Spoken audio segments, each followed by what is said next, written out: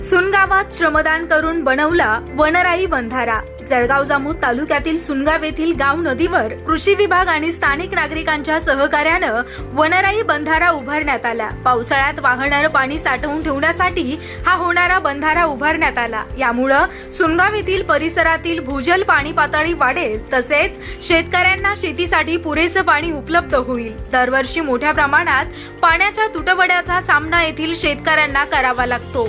या भागासाठी वनराई बंधारा एक वरदान ठरणार आहे।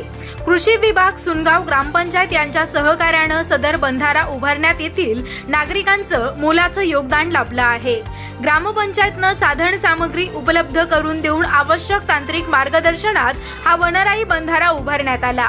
या उपक्रमामुळे निसर्ग संवर्धन आणि जलसंधारणाचं महत्त्व तसेच पर्यावरण संवर्धनाची चालना मिळणार। पाण्याचा साठा टिकवल्यामुळे परिसरातील हरित क्षेत्र वाढेल आणि निसर्ग संतुलन मदत होईल, तसेच गुराढोरांना पाणी मिळेल।